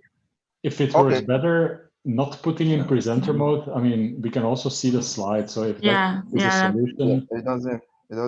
Okay. Apparently, so okay. So what I'm trying to look at is that there is a popular saying that is going on, that there is, like, we have a hanging fruit that we need to employ, and we all know the relevance of the fruits when it comes to our body. That is very important. It makes us healthy. Similarly, this is attached to a kind of a low carbon technology like renewable, whereby when you put it into the system, it gives us a kind of a friendly environment whereby we can still use the electricity and still address the issue of the climate change arising from the greenhouse gas emission.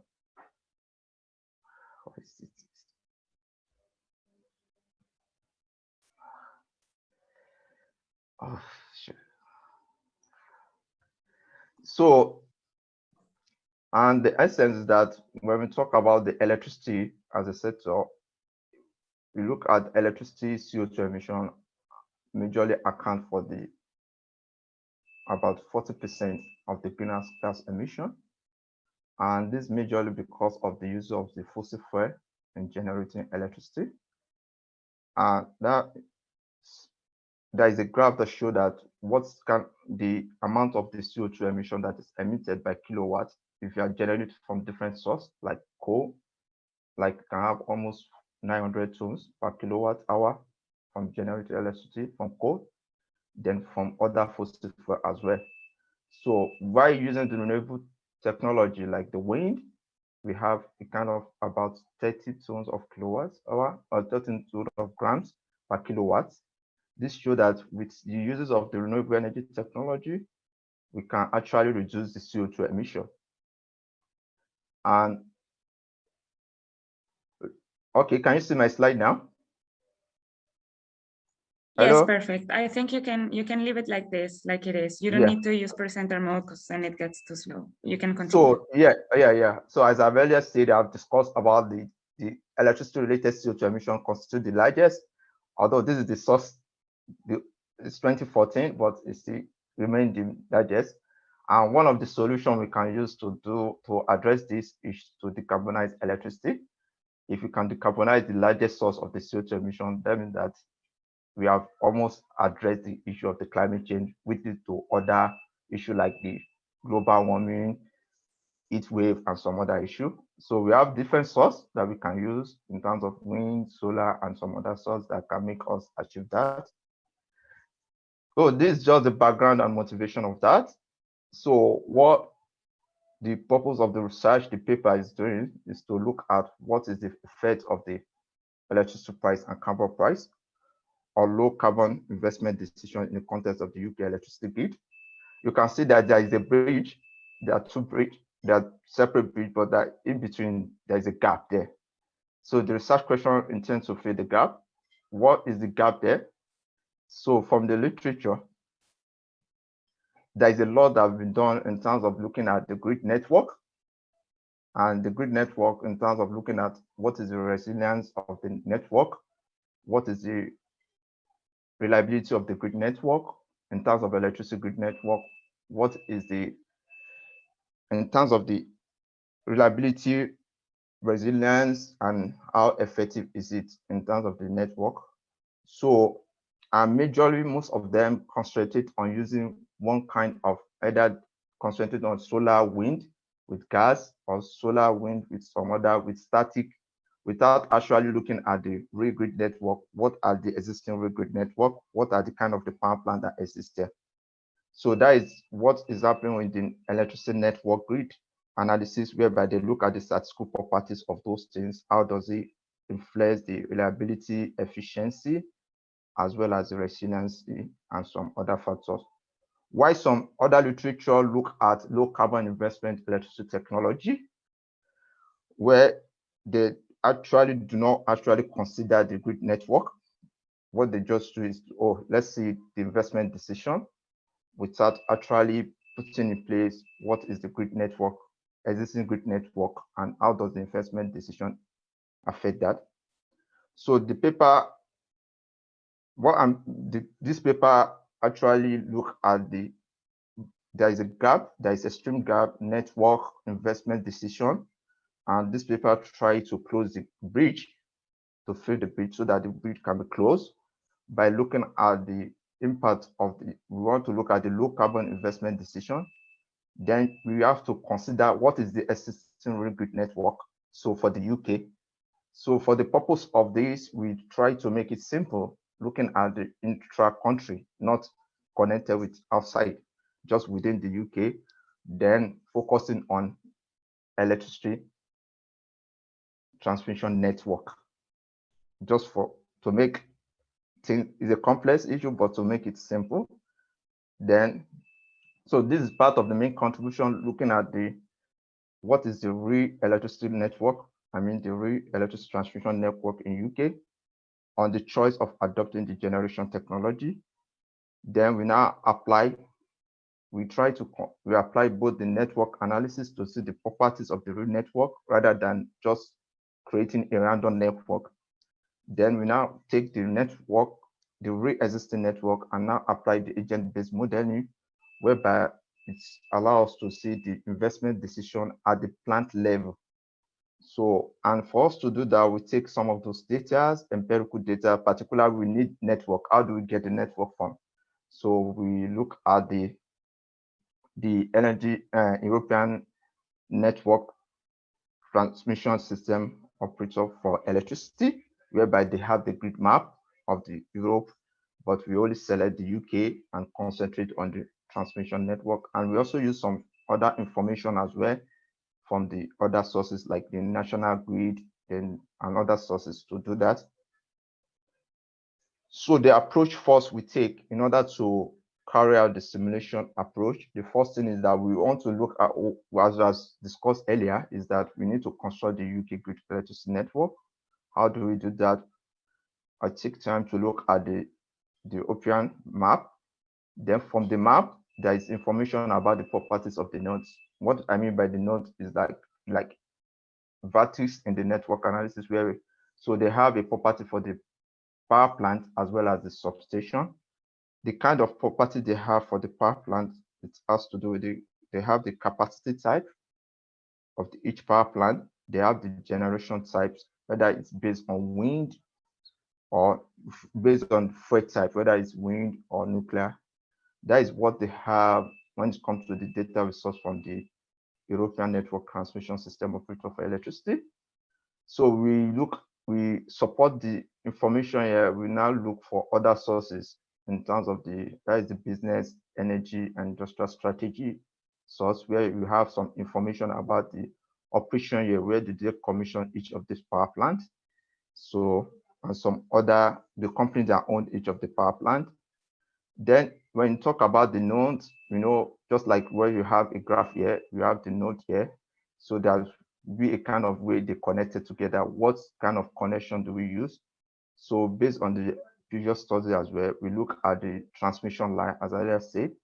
So there is a transmission, there is a network there. Based on the network, they have a transmission line, and they indicate the voltage of this transmission line, whether it's 300 to 330 kV and some of that. So that is how we try to construct the real UK transmission grid network in a simple way. So it's based on power plant level. We don't consider the firm level because there are some other issues that has to do with that in terms of the sources for the data. So the next thing is that after we do that, the next thing the paper does is that we now move the grid, what we have constructed here, we now move it to a kind of a platform. That is the agent-based platform that is using the software called Logo.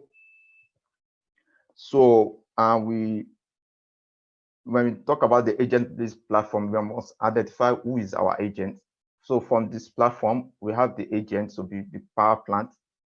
So each power plant is graded as the agent, and they have a connection which has to be the transmission line. And so we have to give what is the attributes of each agent. So we use information to set up the attributes of these agents.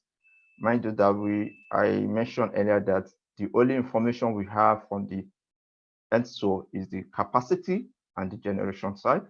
So we also use some of the other information from other sources to look at what is the capacity factors in different studies based on assumption, the fuel efficiency, the capacity cost, operating cost, then the electricity price. This has to do with the agents. Then we have what we call the system parameters, like in form of electricity price that affect the whole agents. Then we have the fuel price that's concerned with specific agent, power plants here, and the carbon price, which has to do with the system as a whole, then the discount rate, then the lifetime of each of these power plants as well. So we take some of those sources from the UK national grid, as well as other literature in terms of those parameters what factor we put in. So after we do that, the next step is that what step do we take in terms of the UK low carbon investment simulation? I've discussed this. This is the first step we did. And based on the information we have, we use it to calculate. We have exogenous inputs, which are those I've mentioned earlier. And we have endogenous input, which is electricity output. Sorry, is electricity output. Since we don't have a data for the electricity output at the power plant level, or we don't have access to that, we need to, based on the information, we have the capacity factors and we have their capacity. We try to calculate the electricity output for each power plant per year. Then from there, we use the efficiency rates to calculate their consumption, fuel consumption. And from fuel consumption, we look at the carbon intensity, the fuel intensity to calculate what will be the carbon emission from each power plant. So once we have the agent attributes, the next thing is that we want to calculate the MPV. We calculate the MPV at each year. We calculate the MPV value for over 30 years. So we now look at what decision rule do we want to give for agents to do. That is the power plant. And the first decision is that we remove the power plant if the MPV is less than 0. That means that it's negative. It might be negative, yeah. It's negative, but we have the one that have the highest negative. And then what we do, so the power plant is removed from the system, but we need to place it. We need to put another power plant there. So within the system, we want to get another new power plant to replace the one that is being removed. So how do we decide that? We choose the new power plant, looking at the old system. What is the power plant, the existing power plant that has the positive MPV and the highest positive MPV? So based on the feature of the power plant, then the new power plant will be built in the where the old one has removed. So these are the expected outcome we expected from the model, that is electricity generation and the penetration of renewable and CO2 emission and total investment. And so I just present some of those areas. This is how we calculate the MPV from the operating cash flow. Then we come to the net present value. We use CapEx. We have a lot of assumption about that. This is just a kind of a setup, how we set up the model, the load, and all the stuff. We have a setup that has to calculate the revenue. Once we know the electricity output per power plant in each year, we have the price that is exogenous, then we can calculate the revenue. The same thing with the total fuel cost. We've set up for the carbon emission. From the carbon price, we calculate the carbon cost for each power plant. Then from there, we sum of it together to get the operating cost, and we get the operating profit per year. Then we calculate the MPV, and based on the previous decision, then the agent played the role, and the goal procedure is implemented based on the MPV decision we have mentioned earlier. So this is just the same with the decision I've mentioned earlier. That is the initial one. Then the simulation period, where do we start from, is a yearly resolution, because we are dealing with like replacing the power plant. So we start from 30 years. We use 30. We start from 2020, then like 2021 to 2050. So we based on information we have in the most recent information to calculate the profit at each year. And we make assumption of so many assumptions about the stock capacity, the capacity factor that remain the same, or capital cost and fuel efficiency. So the fuel efficiency is based on the, not by plant level, is based on the generation type. So the platform we have, the first platform, this is the statistical properties of the real network we have. The numbers of nodes here, this is 465, which included substation as well, and the distribution line, and all those information about the statistical properties of the UK electricity transmission network. Then this is a platform we set up, and this is the real grid UK electricity transmission grid network we have. So the color we have, the wind we have, but in the transmission connected power plant, we don't have solar in the transmission line. So we have the nuclear, we have the hydro, we have the gas and coal. So based on these parameters, we have the lifespan of them. Then the number of power plants we initially started with 199, and we have nuclear power plant, and we have 35 gas fire plants, and the coal is 9 based on the initial year. So the hydro is this, then the wind is this. So from the baseline result, what we did, so from the baseline aspect is that we keep everything the way it is. We ensure that the carbon price and the electricity price, for instance, the electricity price, we got the data from the national grid, as well as information about the carbon price to be 20 pounds per ton. For now, we just keep that as it is, and we keep the electricity the way it is, and try to run the model without any, that is the baseline, without any government intervention. We find, I don't know why is it not showing here, what is showing here.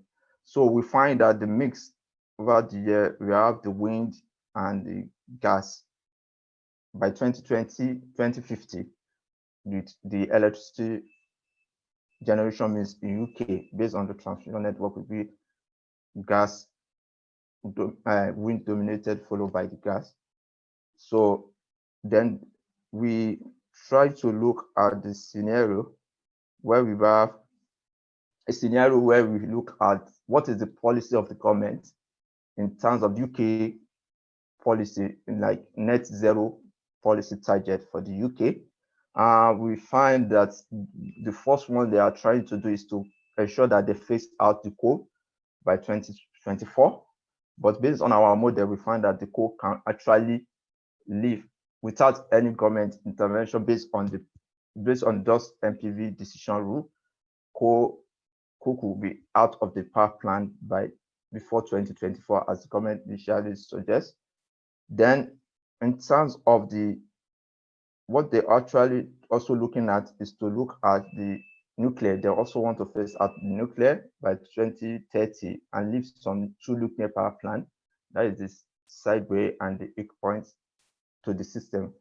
We find that even without any intervention, just based on the investment decision rule, which is based on MPV, the nuclear will not be there.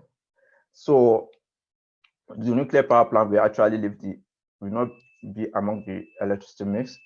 So we also look at the case of price. What actually will be the effect of the price? And that is why we talk about the dynamic mechanism. What will happen when we talk about the price, what will happen to the electricity price and carbon price? We are not actually sure because there is a lot of issue relating to the carbon price. So what we did first is that we look at the case when we have the high electricity price, why the carbon price still remain the same in UK. So that is like 22 pounds per ton.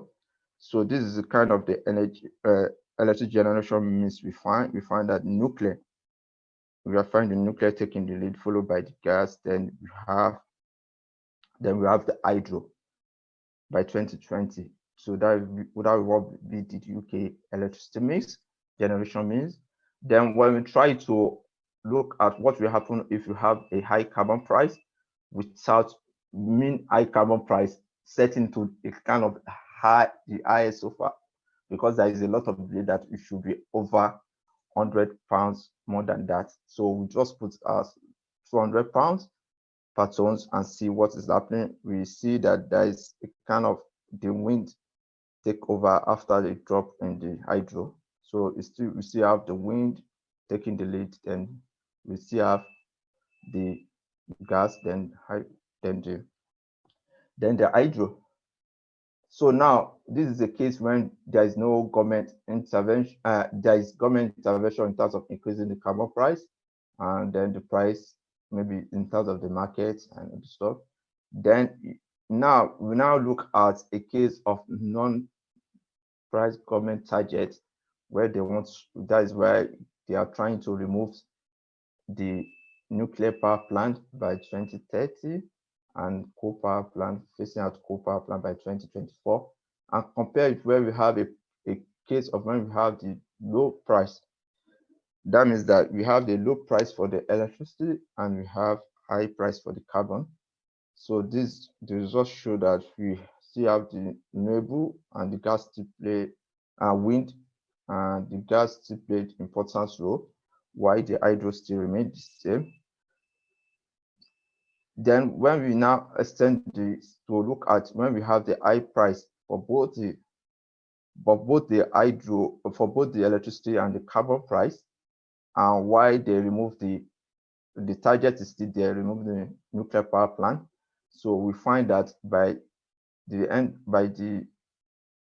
of 2030, after 2030, the wind dominates. That is 100% electric generation means by 2050, after 2030 in UK. So basically what the study look at is to look at the research gap between numerous studies that have looked at the electricity network and several studies that have looked at the low carbon investment decision without consider the grid in the context of how can we construct the grid network, and then try to look at investment decision based on the MPV value to see what will happen if you just focus on the existing grid network without temporary or consider the transmission cost or some other cost So our finding find that the coal power plant actually exit from the network before 2022. And we see that when you have the high, without government intervention, we see the high electricity price, we see that the mix is when you have we have the nuclear gas and hydro mix. Then when we look at the case of the high carbon price, we see that we have the mix at 2015 electricity generation mix for the UK to be wind, gas, hydro. Then when we look at when we include the net zero target with this, we find that we have 2050, we have wind, gas, hydro, and then the nuclear gas before 2050 and 100% wind after 2030. This shows that with the result we find here is that with the existing network, we find that the electricity price as well as the carbon price play a great role without even government intervention. Well, the carbon price government also puts carbon price there. That is government without other intervention. But when consider the issue of removing some of those nuclear, we find that the government agenda of 100% wind after 2020 could be realized if the carbon price, you have higher carbon price. So that is I'm looking forward for comment. It's just the work in progress. So I'm looking forward for comment and question. Although we didn't concentrate on storage, the network as well in terms of transmission, we don't actually look at that. We just keep it simple for now. Thank you for your attention. Thank you, Saheed, for the presentation. Yeah, again, we are close to or 1 minute over the time limit, but nevertheless, I'd like to open the floor for questions. First from the audience. If any, then you can just unmute and go ahead. Otherwise, I might raise some also out of interest. So what I get from the presentation is that you use NetLogo, which I know as an agent-based modeling kind of framework. Rather, my question would be, are there certain imperfections or behavioral aspects that you aim to capture with going for that specific type of model? Whereas, or did you also consider to just use an optimization model to tackle this problem?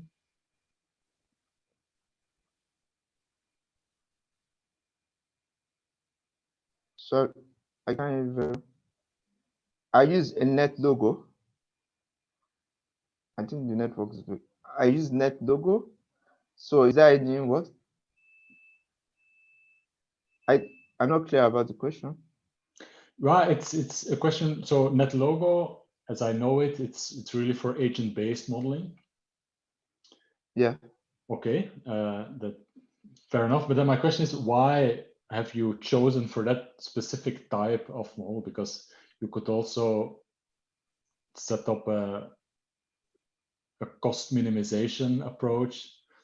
So just an optimization model to address this type of problem. So I wonder, were there specific reasons to go for the agent-based, like some imperfections in decision-making or behavioral aspects, which for me are typical to that type of modeling that you chose for? Yeah, because I'm not looking at it from the firm level. So one is that I'm looking at the agent from the plant level, and secondly, the access to some of those data at the power plant level is very difficult to some extent. So I need to have access to each power plant level. So rather than doing that, it allows me to make some assumptions that I can actually attach to each power plant attributes and look at what is happening. So there is a cost. I also factor in cost, investment cost is part of it, but I didn't show it there. It's part of it because when I have the CapEx as well. So did I answer your question? I have the CapEx. So instead of using the cost minimum, so what we just do is that following what other studies have done in terms of looking at the NPV, the present value, to take decision. And so as I understand, the electricity price is exogenous in your approach. Yeah, would you aim to try to make that endogenous one way or another? That dependent on the system you get, okay, you observe a kind of electricity price and that you would use that? Or how would you look at that? So the electricity price I use is based on the forecast electricity from the UK Electricity National Grid. So is what I use rather than doing my own electricity. So they have a forecast for the UK electricity up to 2050. So based on that forecast is what I use the maximum price, the forecast for the electricity, to see how does it affect the electricity generation mix by 2050.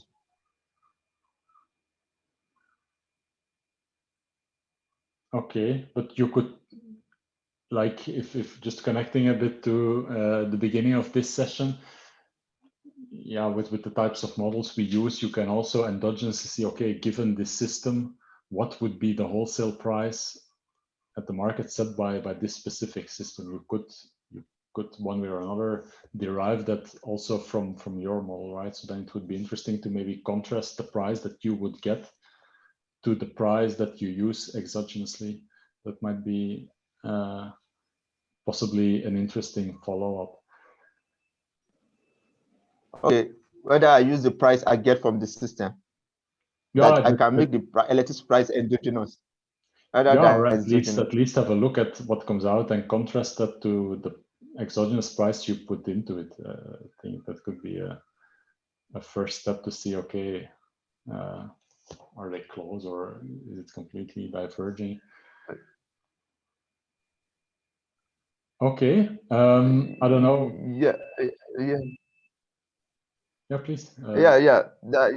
Because I think that is why other studies are looking at it from the firm level side rather than power plant level side. But I will look at that and see whether it's possible, what I can do at the power plant level as well, in terms of making the electricity, getting the electricity price endogenous within the model.